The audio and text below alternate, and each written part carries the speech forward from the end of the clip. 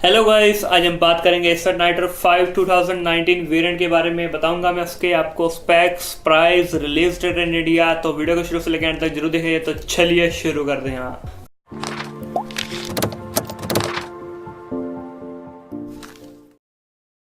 तो वीडियो पसंद आई, वीडियो को लाइक जरूर करना हो। जिन्होंने अभी तक हमारे चैनल को सब्सक्राइब नहीं किया तो यार सब्सक्राइब जरूर कर लेना।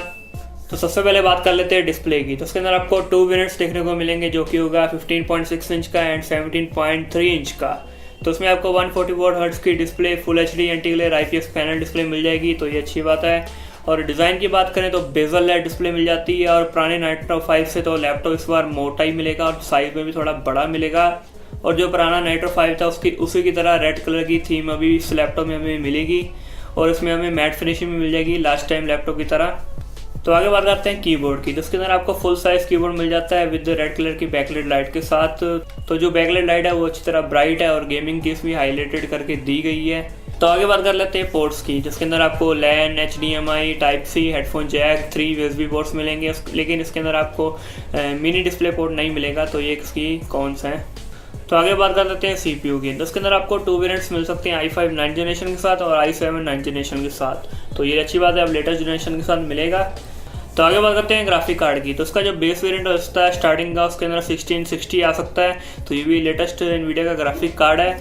आगे बात करें रैम की, जो उसका हाई रेट वेरिएंट हो सकता है वो 32 GB रैम के साथ आ सकता है। और स्टोरेज की बात करें तो 256 GB की SSD हो सकती है इस बार, और 1 TB की हार्ड डिस्क।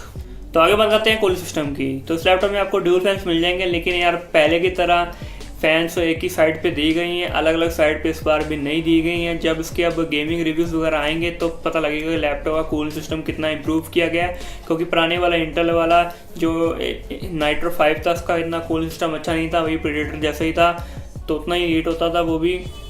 तो जब इसकी गेमिंग वगैरह रिव्यूज़ आएंगे तो पता लगेगा कि इसमें कूलिंग सिस्टम में कितनी इंप्रूवमेंट की गई है।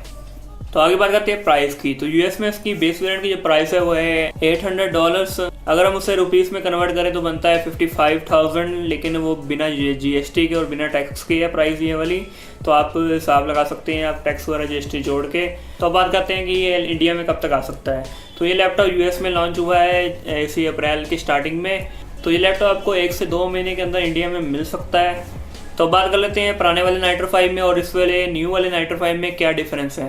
तो मेन 3 डिफरेंस है। एक तो साइज में डिफरेंस है, डिज़ाइन में डिस्प्ले है, बेजल लेस आपको डिस्प्ले मिल जाती है, और इंटरनल्स में डिफरेंस है, जो कि हार्डवेयर वगैरह चेंज किया गया है, NVIDIA का latest graphic card and Intel के लेटेस्ट प्रोसेसर। तो उम्मीद है कि वीडियो पसंद आई होगी। वीडियो को लाइक कर देना, शेयर कर देना। अगर आपने अभी तक हमारे चैनल को सब्सक्राइब नहीं किया तो सब्सक्राइब भी कर लेना। मिलते हैं अगली वीडियो, जब तक के लिए बाय।